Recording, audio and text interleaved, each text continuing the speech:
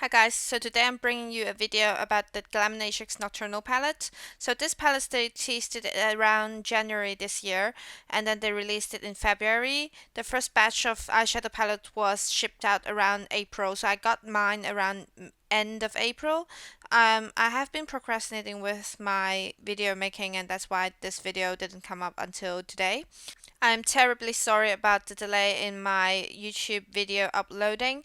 So from now on, I will keep uploading as long as I have enough time to make them. So this palette is a 12 pan eyeshadow palette with 7 matte shades and 5 duochrome shades.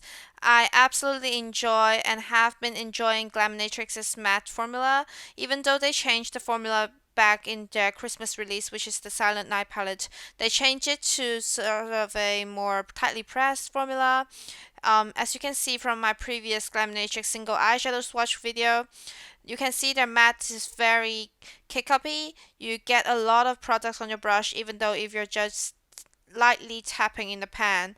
But since Silent Light, they really improved their formula, making it very tightly pressed, very beginner friendly, even though you have to dip in a few more times to get the similar amount of product compared to the previous formula. But this way you can control the amounts you're putting on your eyes much more easily. I guess what I'm trying to say is that they keep their blendability and pigmentation while making their eyeshadow formula more beginner friendly because they build up very easily. Um, in this eye look, you can see I blended chartreuse and periwinkle shades together, which are warmer shades and cooler shades, without making it muddy. That further proves how good their matte formula is. I have always been enjoying their matte formulas, even though I pay for this palette myself. This is a 75 Australian dollar palette, which is around 50 US dollars.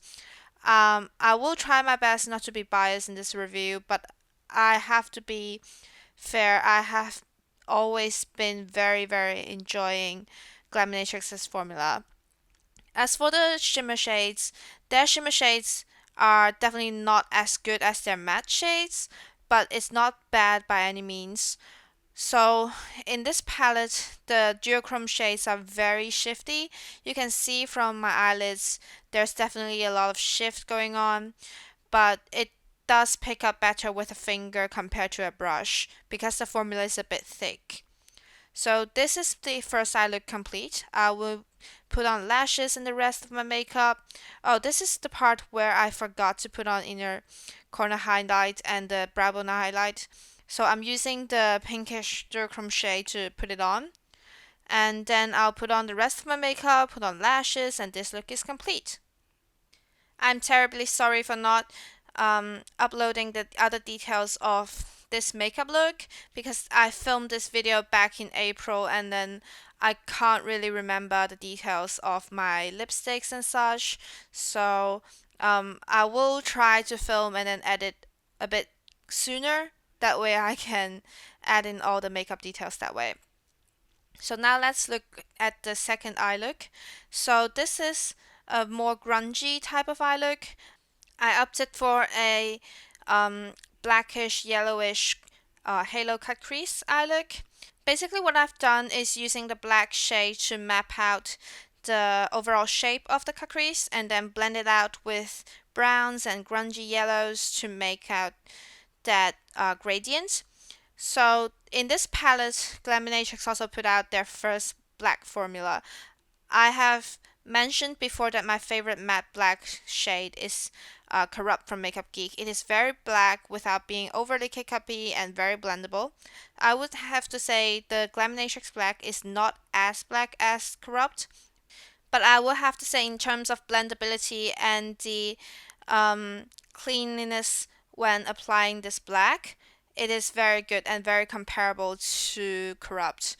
It won't make your whole face covered in black pigment when you're thinking about some other black shades like the ones from Give Me Glow. So this shimmer shades that I'm applying on my eyelid is a very beautiful duochrome shades. I would say it's borderline multichrome. So they have a very greenish flip when the majority of the color is kind of a copper shade. So I'm applying it on my lower lash area, like the middle part of my lower lash line as well, and then blending it out with the matte yellow. With this palette, I will have to say it is definitely worth money. It is very beautiful, very grungy.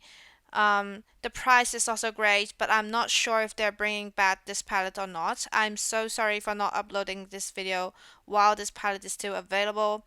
But I would still have to say if this comes back, it is definitely worth a purchase.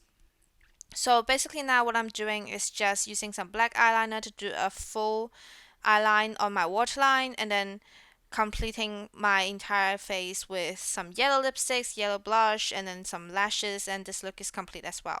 Thank you so much for watching today's video. If you enjoy it, please don't forget to hit the like button and the subscribe button. Also to turn the notification on so you don't miss my further uploads. Thank you so much for watching. I will see you all in the next one. Bye!